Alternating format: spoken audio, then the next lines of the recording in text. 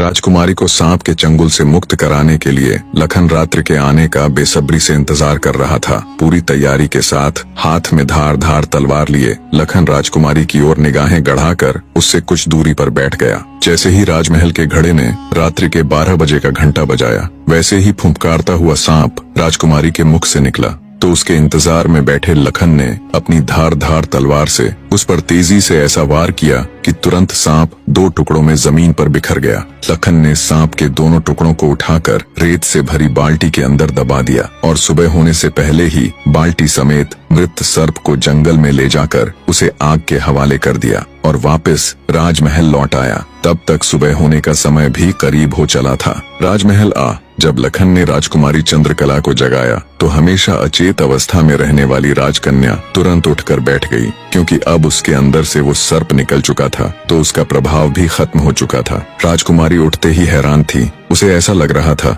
जैसे पता नहीं वो कितने सालों से नींद में थी। जब लखन ने राजकुमारी से उसके स्वास्थ्य के बारे में पूछा तो अचंभित राजकुमारी ने अपने आप को बिल्कुल ठीक बताया। तब तक सुबह भी हो चुकी थी। उधर राजा भी पूरी रात सोया नहीं था, उसे बस इंतजार था तो सुबह का। जैसे ही सुबह हुई, राजा बेसब्री से भागा भागा राजकुमारी के कक्ष में आया। जब उसने बिल्कुल सही सलामत अपनी बेटी को बैठे और बात करते पाया तो उसकी खुशी का ठिकाना न रहा। आंखों में अश्रु लिए राजा ने तुरंत अपनी लाडली बेटी को गले लगा लिया। भरे हृदय से राजा ने हाथ जोड़कर लखन का शुक्रिया अदा किया और अपनी शर्त के अनुसार राजकुमारी चंद्रकला का विवाह लखन के साथ कर दिया। जब राजा ने लखन को अपना आधा राज्यपाट देना चाहा तो लखन ने राज्य लेने से साफ मना कर दिया। ऐसा स्वाभिमानी दामाद पाकर राजा चंद्रसेन खुशी से फूला नहीं समाया। उसने खुशी खुशी बहुत सारा धन देकर अपनी बेटी चंद्रकला को लखन के साथ विदा कर दिया। जब राजकुमारी चंद्रकला को ले लखन अपने राज्य उज्जैन नगरी पहुंचा तो उसकी भाभी समेत पूरे परिवार ने उन दोनों का हार्दिक स्वागत किया। लखन खुशी खुशी